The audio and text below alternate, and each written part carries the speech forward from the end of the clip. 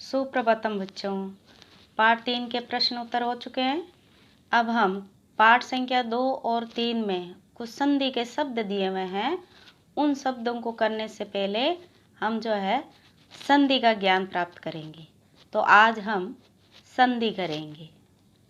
सबसे पहले हम देखेंगे कि संधि का अर्थ क्या है। जो संधि शब्द है उस शब्द का अर्थ क्या है। तो संधि शब्द का अर्थ मेल या जोड़ है।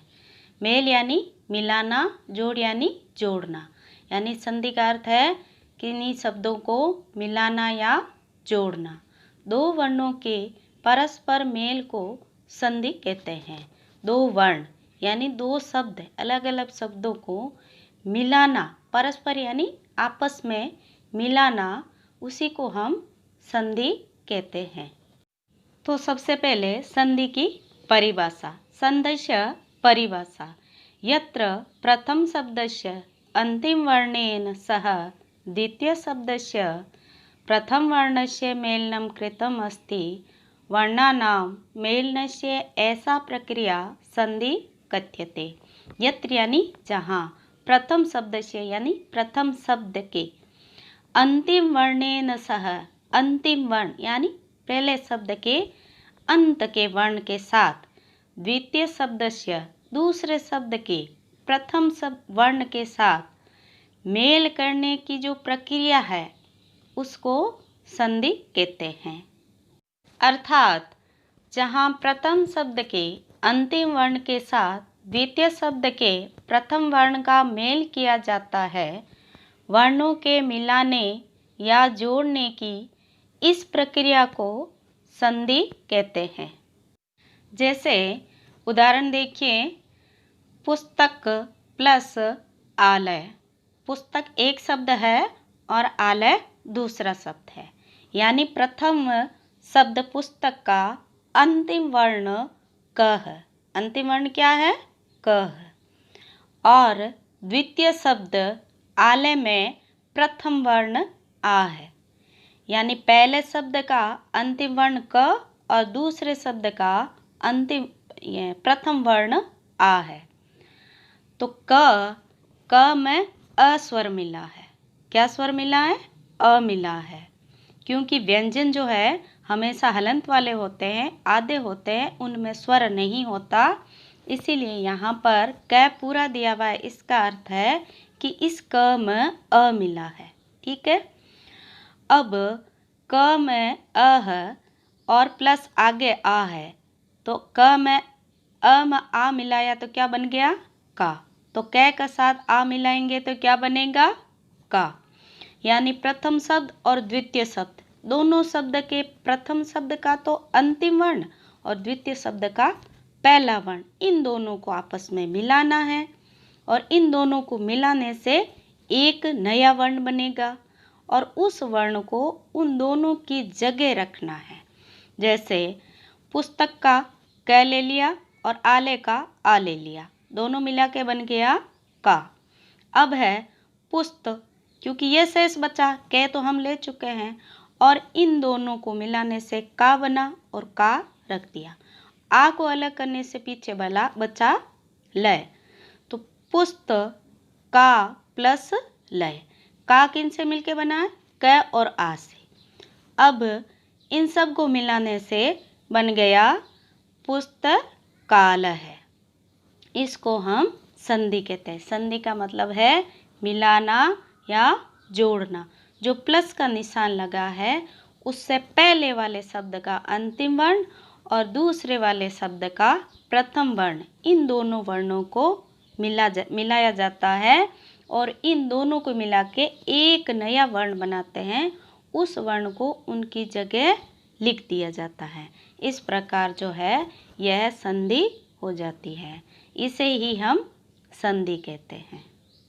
अब आगे संधिस्य भेद। संधि के भेद। संधेः त्रय भेदा सन्ति। संधि के 3 भेद होते हैं। पहला है स्वर संधि है, जिसको संस्कृत में अच संधि कहते हैं। स्वर संधि को संस्कृत में क्या कहते हैं? अच संधि। दूसरा है व्यंजन संधि, व्यंजन संधि को संस्कृत में हल संधि कहते हैं, क्योंकि जो व्यंजन होते हैं क ख ग घ उसके नीचे हलंत होती है, क्योंकि वह आधे होते हैं, इसीलिए उनको हल संधि कहते हैं।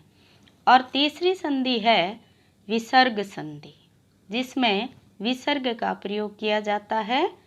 ठीक है, ये तो है संधि के मुख्य रूप से 3 भेद होते हैं। कौन कौन से? स्वर संधि, व्यंजन संधि और विसर्ग संधि। इनको संस्कृत में क्या कहते हैं? स्वर संधि को अच संधि, व्यंजन संधि को हल संधि और विसर्ग संधि को विसर्ग संधि ही कहते हैं। पहली संधि है स्वर संधि। यत्र स्वर वर्णयों मेलनम भवति तत्र स्वर संधि भवति। यत्र यानी जहाँ, स्वर संधि यानी स्वर वर्णयों यानी स्वर जो वर्ण है, स्वर ए आ ई ये क्या है? स्वर है। इन वर्णों का मेलनम यानी मिलान, भवति यानी होना या किया जाता है, तत्र वहाँ स्वर संधि भवति, स्वर संधि होती है। अर्थात जहाँ स्वर को स्वर से मिलाया जाता है वहाँ स्वर संधि होती है। जैसे ए को ए से मिलाना या ए को आ से मिलाना, इनको यानी स्वर को स्वर से मिलाया जाता है, जिसमें वह संधि स्वर संधि होती है। देखो बच्चों, संधि के मुख्यतः 3 भेद होते हैं, स्वर संधि, व्यंजन संधि और विसर्ग संधि। जो स्वर संधि है उसके कितने भेद होते हैं? 5 भेद होते हैं। स्वर संधि पंच भेदा भवन्ति। जो स्वर संधि होती है, पहली संधि जो थी अपने स्वर संधि, उस संधि के 5 भेद होते हैं। पहला है दीर्घ संधि। दीर्घ का अर्थ होता है बड़ा, यानी किसी स्वर को किसी स्वर से इसमें जो है मिलाया जाता है तो वह स्वर बड़ा हो जाता है। जैसे अ को ए से मिलाएंगे तो आ बन जाएगा। ठीक है, वैसे ही छोटी ई को छोटी ई से या बड़ी ई से मिलाने पर वो हमेशा बड़ी ही होती है।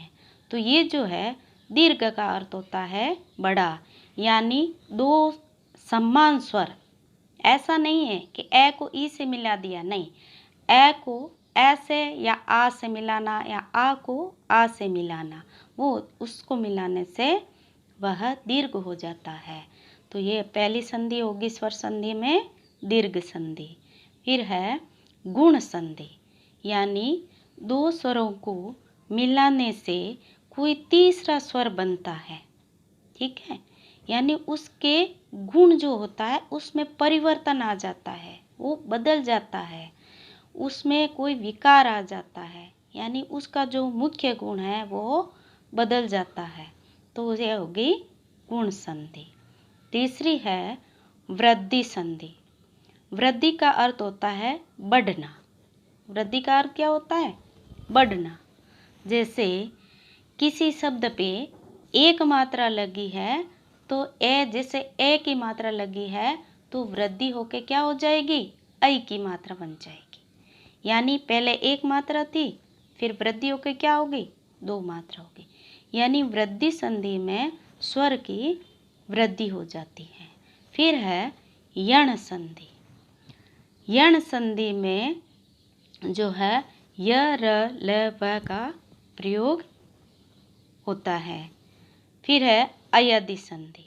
ठीक है, यानी कुल संधि के स्वर संधि के कितने भेद हो गए? स्वर संधि के 5 भेद होते हैं, दीर्घ संधि, गुण संधि, वृद्धि संधि, यण संधि और अयदि संधि। आपके पाठ संख्या 2 व 3 में कुछ संधि दी हुई है, उदाहरण दिए हुए संधि के, उनमें आपके स्वर संधि का प्रयोग किया हुआ है। तो हम जो है सबसे पहले क्या पढ़ेंगे? स्वर संधि ही पढ़ेंगे। अब आपको जो है यहाँ जो है संधि शब्द का अर्थ, संधि की परिभाषा, संधि के भेद और जो संधि स्वर संधि है उसके भेद, इन सब को अपनी कॉपी में व्यवस्थित रूप से करना है।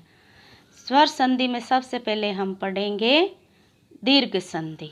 दीर्घ संधि का प्रयोग हम कल करना सीखेंगे। ठीक है, सबको समझ में आ गई? देखो बच्चों, आपको जो है गृह कार्य करना है और गृह कार्य में जो संधि करवाई गई है, जितना आज हमने किया है, उन सब को अपनी कॉपी में करना है।